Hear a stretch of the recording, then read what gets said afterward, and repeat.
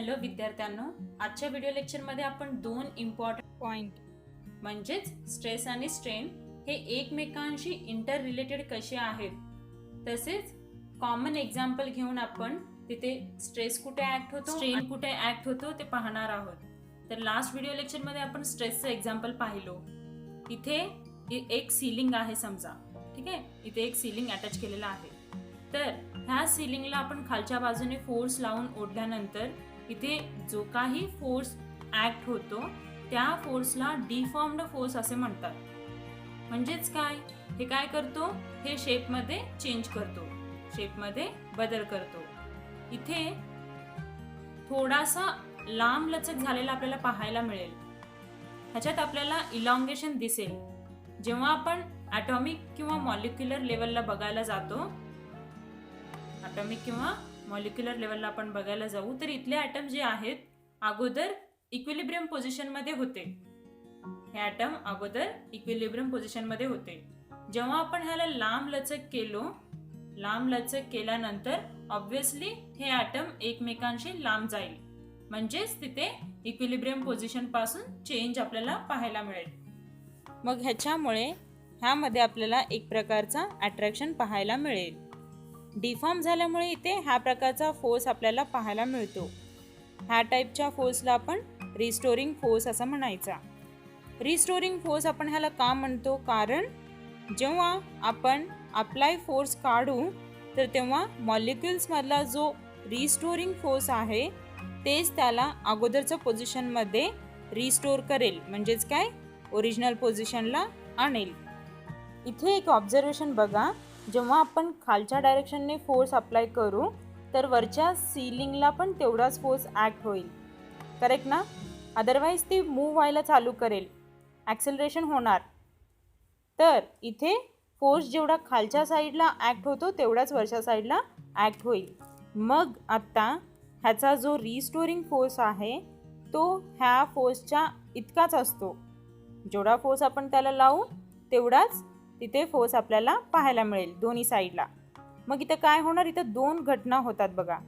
एक आहे आपण जेव्हा फोर्स अप्लाय करतो तर तिथे साईज चेंज आपल्याला पाहायला मिळेल, म्हणजे तो थोडा लांब झालेला आपल्याला दिसेल. मग आता जो चेंज झालेला लेंथ आहे त्याला आपण डेल्टा एल असं डिनोट करतो, आणि अगोदरचा लेंथ किती होता, लेंथ हा एलने आपण डिनोट केलो. पहिला फॅक्टर हे आहे की चेंज इन लेंथ, आणि दुसरा आहे की इथे रिस्टोरिंग फोर्स तयार होतो. आणि मग इथे चेंज इन लेंथ जे असतो, चेंज इन लेंथ जो असतो तो स्ट्रेनशी संबंधित असणार. मग हेच स्ट्रेनला डिफाईन करतो, आणि जे रिस्टोरिंग फोर्स आहे ते स्ट्रेसशी संबंधित असणार, स्ट्रेसला रिलेट करणार. मग तर चला आपण स्ट्रेस आणि स्ट्रेन बाय डेफिनेशन काय असतं ते बघू. स्ट्रेन म्हणजेच चेंज इन लेंथ, म्हणजेच delta L divided by length L. Strain is defined as change in length per unit length. मग त्याचे टाईप्स आपण पुढे पाहूयातच. आणि तसेच स्ट्रेस म्हणजे काय, stress it is a force. कुठला force, restoring force per unit area. इथे डायग्राममध्ये तुम्ही ॲटम आणि मॉलिक्युल्सचा लेअरने स्प्लिट करायचा, तो वरून खाली शिफ्ट करत जातो. लेयर्स म्हणजेच काय, ॲटम आणि मॉलिक्युलचा लेअर, प्रत्येक लेअरला तो शिफ्ट करत जातो. प्रत्येक लेअरचा जो एरिया असतो तर त्याचा आपण क्रॉस सेक्शनल एरिया बघतो, आणि फोर्स जो आहे तिथे रिस्टोरिंग फोर्स आपण कन्सिडर करतो. मग इथे जो काही स्ट्रेन ॲक्ट होतो तर ते लॉन्जिट्युडिनल स्ट्रेन असं आपण म्हणायचं, आणि इथे जो काही स्ट्रेस तयार होतो त्याला आपण लॉन्जिट्युडिनल स्ट्रेस असं म्हणायचा.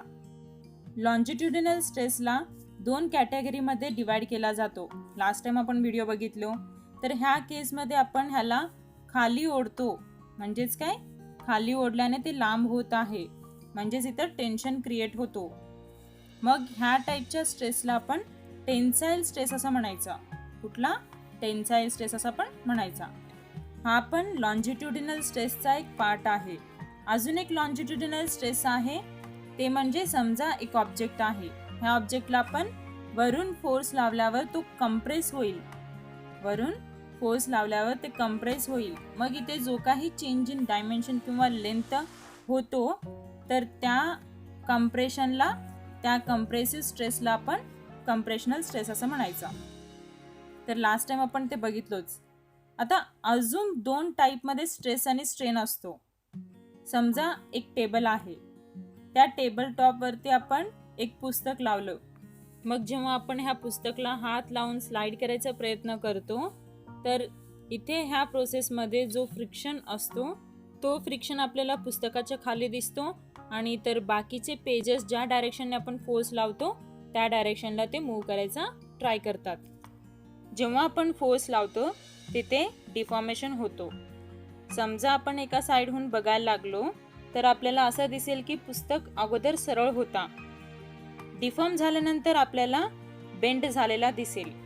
आता समजा एक बॉडी ग्राउंडला फिक्स आहे आणि एका एंडला ते फिक्स आहे आणि दुसऱ्या एंडला आपण त्याला फोर्स लावत आहोत, एका डायरेक्शनला आपण त्याला कंटिन्यू फोर्स लावत आहोत, तर तिथे ते शिफ्ट व्हायचं ट्राय करेल आणि खालचा भाग फिक्स असल्यामुळे ते मूव्ह होत नाही. मग ह्यामुळे ह्याचा शेपमध्ये चेंज होतो.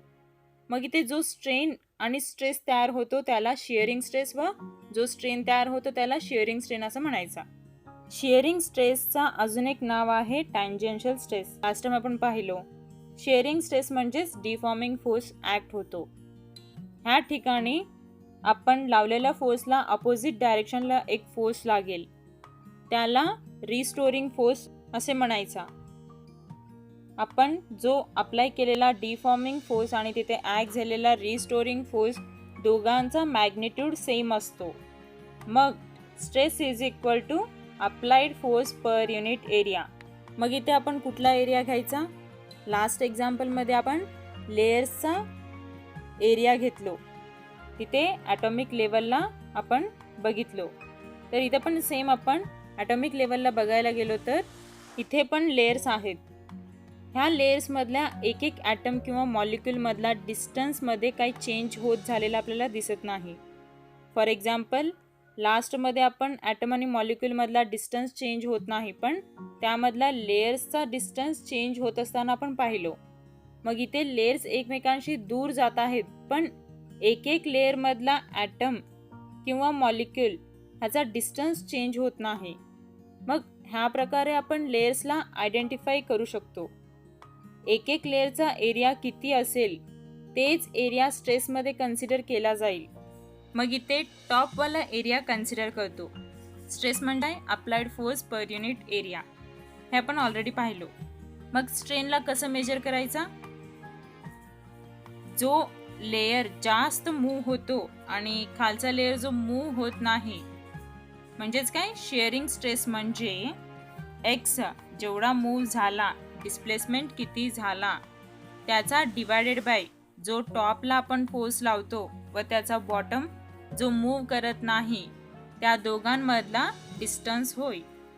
मग इथे तुम्ही लक्ष द्या, हा लेंथ जर एल होता आणि इथला अँगल जर का थीटा असेल तर X divided by L is a tangent of theta. Normally shearing stress आणि स्ट्रेनला थीटा हे खूप स्मॉल असतो. It is very tends to 0. जर थीटा टेन्स टू 0 असेल तर टँजंट ऑफ थीटा हे थीटाला खूप क्लोज असेल, ऑलमोस्ट सेम असेल. Tangent theta equal to theta, then we can write the equation X divided by L is equal to theta. ठीक आहे. मग ह्याच्यानंतर अजून एक स्ट्रेस आणि स्ट्रेनचा एक टाईप आहे. तर ते स्ट्रेस आणि स्ट्रेन आपल्याला कुठं दिसेल? समजा एक बॉल आहे, हे बॉल समुद्राखाली किंवा एका टाकीमध्ये खूप डीपमध्ये आहे. ह्या केसमध्ये पाणी चारू बाजूने असल्यामुळे त्या बॉलला प्रेशर अप्लाय होतो, म्हणजे काय, तिथं फोर्स अप्लाय होतो. तर इथे कंप्रेस होतो. काय, बॉल हा खूप छोटा होतो. इथे साईजमध्ये आपल्याला चेंज पाहायला मिळेल, म्हणजेच काय, इथे डिफॉर्मेशन होतो. त्या स्ट्रेसला हायड्रॉलिक स्ट्रेस असं आपण म्हणायचा आणि त्या स्ट्रेनला आपण त्याला व्हॉल्युमेट्रिक स्ट्रेन असं म्हणायचा. मग इथे कुठला फोर्स आणि कुठला एरिया आपण कन्सिडर करायचा? समजा हा सेंटर आहे, सेंटरचा कॉन्सेंट्रिक स्पेरिकल लेअरला इथे ॲटम्स आहेत. जेव्हा ह्याला बाहेरून प्रेशर पडतो तर एक एक लेयर खालचा लेयर प्रेस करत जातो आणि साईजमध्ये आपल्याला कमी झालेला पाहायला मिळेल. मग इथे बाहेरचा म्हणजे सरफेस एरिया आहे, ते आपण कन्सिडर करणार आहोत.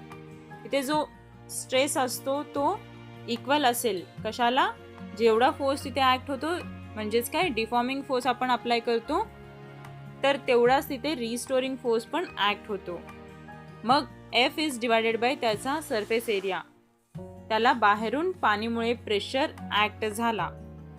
मग स्ट्रेन कसं मेजर करायचा, पहिला व्हॉल्यूम म्हणजेच V आणि चेंज इन व्हॉल्यूम म्हणजेच काय डेल्टा V. तर व्हॉल्यूम इथे चेंज झालेला आपल्याला दिसेल. मग इथे काय होतो, change in volume per unit volume. मग स्ट्रेन म्हणजे काय, change in a volume per unit volume. मग सगळ्यात कॉमन म्हणजे काय, सगळीकडे स्ट्रेन हे change in dimension per unit original dimension असेल आणि सगळीकडे स्ट्रेस म्हणजे applied force divided by area असतो. मग जेव्हा आपण SI युनिट जर का स्ट्रेनचा काढायला गेलो तर आपल्याला अगोदरच्या केसमध्ये change in length per unit length मिळाला. म्हणजेच काय, ह्याचे डायमेन्शन्स काय येतात, length per unit length is equal to 0. आणि आताच्या केसमध्ये change in volume divided by volume म्हणजे काय, इथे volume divided by volume is equal to 0. जेव्हा आपण स्ट्रेनचं डायमेन्शन काढायला गेलो तर आपल्याला डायमेन्शनलेस क्वांटिटी मिळेल. जर का आपण स्ट्रेसचा SI युनिट काढायला गेलो तर आपल्याला applied force per unit area म्हणजेच काय, फोर्सचा SI युनिट काय आहे, न्यूटन, आणि एरियाचा मीटर स्क्वेअर. मग काय येईल आपल्याला, न्यूटन पर मीटर स्क्वेअर. जेव्हा आपण ह्याचे डायमेन्शन्स काढतो तर न्यूटनचं काय येतं डायमेन्शन, mL(T⁻²) आणि मीटर स्क्वेअरचं काय येतं, L².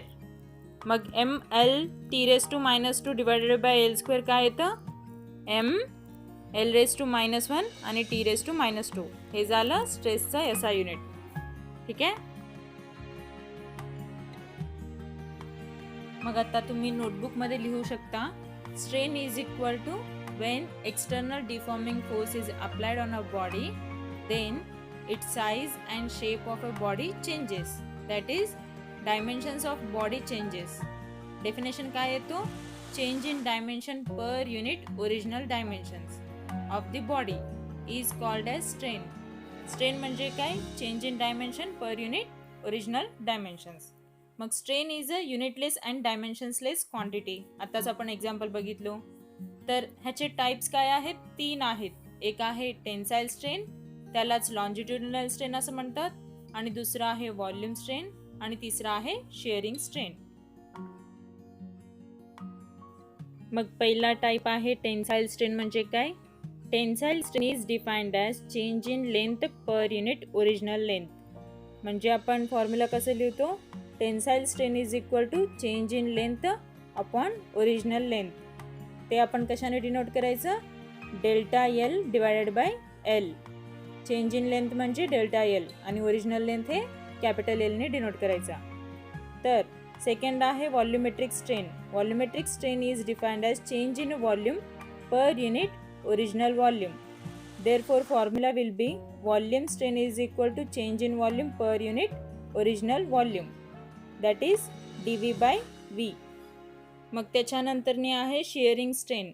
Shearing strain is defined as the ratio of lateral displacement of any layer to its distance from the fixed layer. Shearing strain is equal to lateral displacement of any layer divided by distance of layer from the fixed layer. मग हे आपण कशाने denote करायचं, A divided by AD is equal to tan theta. ठीक आहे.